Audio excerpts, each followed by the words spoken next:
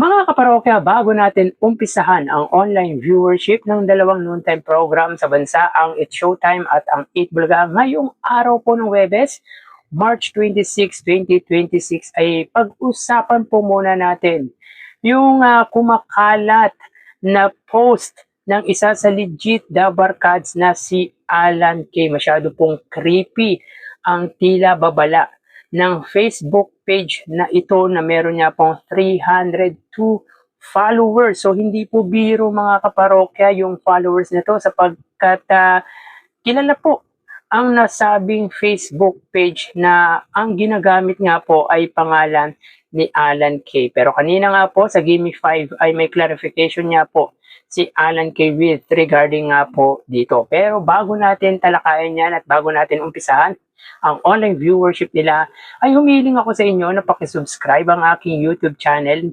Makikiusap din po ako na pakilike and share nyo na rin ang sa gayon ay mas dumami pa po makapanood ng mga in-upload po nating video at ma-recognize po tayo ni YouTube. Maraming salamat po at sobrang na-appreciate ko po kayo mga kaparokya. Ako nga po pala si Mervin, ang tao sa likod ng YouTube channel na Kaparokya TV. Kamusta kayo mga kaparokya? Naway nasa mabuting kalagayan po kayo habang pinapanood nyo po ang video ko na ito. So yun nga po mga kaparokya, meron nga po tayong nakitang write-ups or post ng isang Facebook page na nagngangalang Alan K.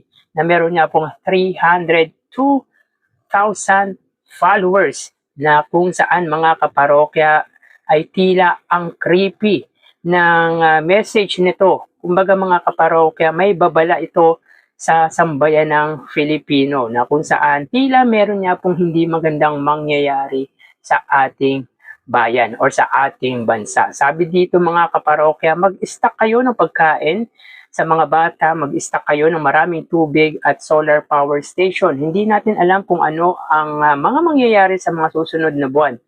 Maaaring kahit pa paano maayos pa sa ngayon. Pero hindi natin alam, pagising natin kinabukasan kung ano ang sitwasyon. Kaya kung may mga tinatago kayong pera, ilabas nyo. Dahil kapag nagkaroon ng matinding krisis, wala nang silbi ang pera.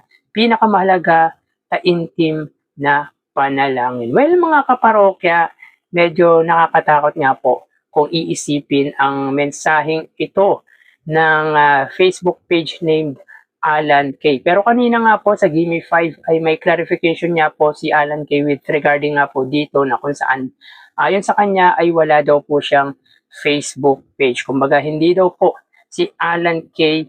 yung taong gumagamit ng Facebook page na ito. So dito ay may blue check po ang Facebook page na ito. Ibig sabihin ay legit at kitang-kita naman na malaki ang followers nito. Pero yun nga, may clarification na nga po si Alan K. with regarding nga po dito. Pero mga kaparokya, kung iisipin din naman po ang sinabi or yung message nga po nito, ay ito po ay isang babala. Kumbaga, kailangan maging vigilant din po tayo sa nangyayari dito sa bansa. Pwede pong mangyari ito or po pwedeng hindi po mangyari. Kumbaga mga kaparokya, pinapaalalahanan po tayo ng Facebook page na ito na hanggat maaari ay mag-ingat and of course, kung meron nga po daw tayong pera ay ilabas na natin sapagkat hindi natin alam kung ano ang mangyayari sa hinaharap. Pero mga kaparokya, hindi din po maganda na magbigay ka ng mensahe na katulad ng ganito dahil po pwedeng magpanik ang mamayang Filipino, ang mga tao dito sa bansa. Kumbaga lalo na alam naman po natin si Alan K. ay isang public figure na po pwedeng pagkatiwalaan or pwedeng maniwala sa sinasabi ni Alan K. Pero mga kaparokya, napaka-creepy kung tutuusin ng mensaheng ito ng isang Facebook page na nagngangalang Alan K. So ginagamit pa si Alan K.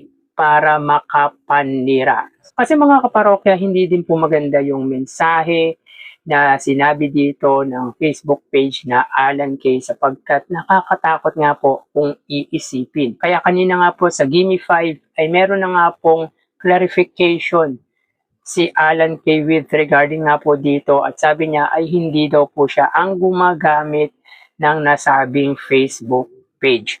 So ito po ay fake news mga kaparokya. So ano kayang layunin ng Facebook page na ito? Para siraan ba si Alan Kay or para bigyan babala ang mga Pilipino or yung mga tao dito sa bansa?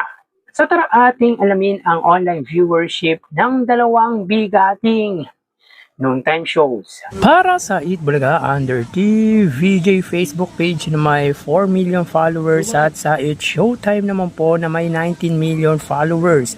So as you can see mga kaparokya, milya-milya po ang pagitan ng followers ng dalawang noontime program pagdating sa kanilang Facebook at 15 million po ang iniangat ng Eat Showtime sa Eat Bulaga. So sa oras na 2:17 PM, ang It's Showtime po ay may kasalukuyang segment na tawag ng tanghalan. Samantalang Eat Bulaga naman po sila ay may segment na Gimme 5. So dito ang It's Showtime ay may 1,300 viewers, samantalang ang Eat Bulaga ay may 2,600 live viewers. So as of today mga kaparokya ay wala pa rin po si Vice Ganda sa It's Showtime at wala naman po sa Eat Bulaga si Bossing Vic Soto. So again sa oras na 2:18 PM ang It's Showtime ay may 1,300 viewers, samantalang ang Eat Bulaga ay may 2,600 live viewers. So dito ang pagitan ng dalawang noontime program sa kanilang live Facebook ay 1,300 viewers. So mababa man po ang followers ng It's Showtime sa Eat Bulaga. Pagdating sa Facebook Live ay angat ang Eat Bulaga.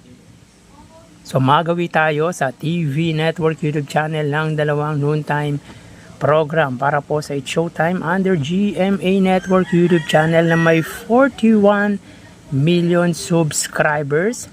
At sa Eat Bulaga naman po mga kaparokya, under po yan sa TV5 YouTube channel na may 2.74 million subscribers. So sa subscribers po ay lamang naman po ang GMA sa TV5 ng almost 38 million or more than 38 million. Milya-milya din po ang lamang ng GMA sa TV5 when it comes sa subscriptions. So sa oras na 2:19 PM ang Showtime under GMA Network, sila po ay may 34,000 viewers. Ang Eat Bulaga naman po under TV5, sila ay mayroong 15,000 viewers. So again sa oras na 2:19 PM ang It's Showtime under GMA Network, sila po ay mayroong 34,000 viewers. At para naman po sa Eat Bulaga under TV5 YouTube channel ay may 15,000 viewers. So dito may kita po natin mga kaparokya na ang pagitan ng dalawang TV Network YouTube channel ay 21,000 views at pabor po yan sa GMA Network. So nabago po, nabawasan po ng 1,000 views ang TV5. So magawi tayo sa main YouTube channel ng dalawang noontime show. So para po sa It's Showtime under ABS-CBN It's Showtime na may 2.78 million subscribers at sa Eat Bulaga naman po under Eat Bulaga TVJ YouTube channel na may 1.78 million subscribers. So 1 million naman po ang inilamang ng It's Showtime sa Eat Bulaga sa subscription. So sa oras na 2:20 PM ang It's Showtime, sila po ay may 50,000 viewers at ang Eat Bulaga naman po ay may 113,000 viewers. So again sa oras na 2:21 PM ang It's Showtime, sila po ay may live viewers na 50,000 at ang Eat Bulaga naman po ay 113,000 viewers. So dito ay lamang na lamang ang Eat Bulaga sa It's Showtime pagdating sa kanilang main YouTube channel. So bali ang total na nakuha ng dalawang noontime shows ay para po sa It's Showtime ay 86,000 viewers at 129,000 views naman po sa Eat Bulaga. Sa Facebook Live 1,000, sa It's Showtime 2,000, sa Eat Bulaga sa TV Network YouTube channel 35,000, sa GMA 14,000 views naman po sa TV5 at sa main YouTube channel 50,000 views. Sa It's Showtime 113,000 views naman po sa Eat Bulaga. So talagang bulusok pababa ang views ng It's Showtime pagdating sa huling segment, samantalang ang Eat Bulaga instead na bumaba ay tumaas pa po ang views nito sa kanilang main YouTube channel at sa segment na Gimme 5. So dito ay lamang ng 43,000 views ang Eat Bulaga against sa It's Showtime. So tambak po ang inabot ng It's Showtime sa Eat Bulaga pagdating sa online viewership sa segment na Gimme 5 sa Eat Bulaga at tawag ng tanghalan sa It's Showtime, meaning ay wagi sa ating kinandak na online viewership ang Eat Bulaga against sa It's Showtime. So yan po ang lumalabas sa kanilang online viewership as of 2:23 PM. So magpapaalam na po tayo mga parokya, mag-iingat po tayo palagi. Thank you and God bless.